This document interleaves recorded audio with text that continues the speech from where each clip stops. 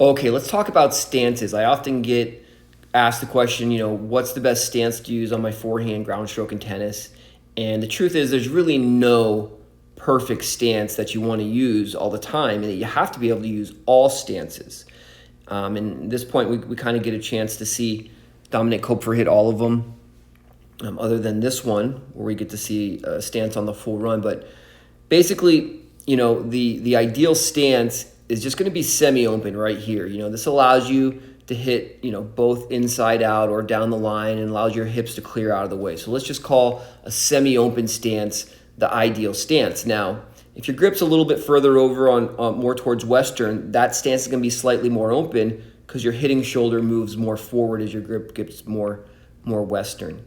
But again, if you get a shorter ball or you're moving forward to hit a ball, it's not to say that you won't also have to hit a neutral stance. Some people call this closed stance, but that's not the case. This is actually a neutral stance where you're just stepping forward.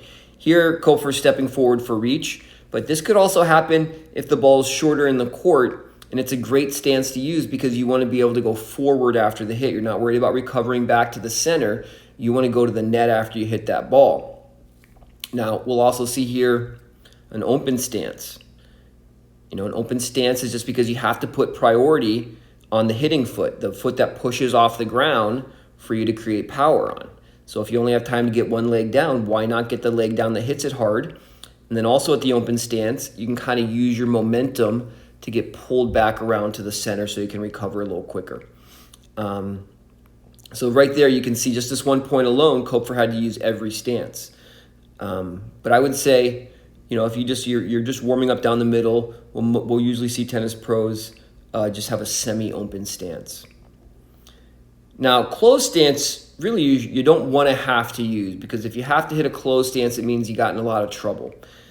Closed stance is just because you don't get to adjust your feet to decide which foot you want to go out with, which would be the outside leg ideally and hit open. You're just on the dead run, and you kind of have to step across like this. And you just don't want to do this because obviously he's going to have to continue running after he hits and waste a couple steps there, and he's not going to get back to the center as quick. So again, ideally move faster, get there earlier so you can just plant the outside leg and hit open.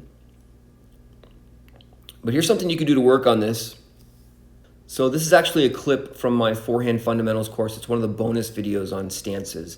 And obviously, you probably don't have 3 topspin pros at your house, although you should. It's my favorite training aid to practice things like this. But basically, you don't need a topspin pro. Just go out and do visualization. Practice each ball. Practice each stance that you're going to use. So here I'm just in the middle more, using semi-open. This one I'm moving forward up on the ball, so I'm going to step forward into neutral. And then you can also just go out and practice hitting open stance. So definitely dedicate some time to kind of shadow footwork, shadow swinging those point patterns, those stance patterns, and you'll be able to do all of them. You'll move better on the court, you'll generate more power on the run, and overall be a faster tennis player. Thanks for watching. I'll see you again soon. Be sure to subscribe, like the video, leave a comment if you have a question. All the best.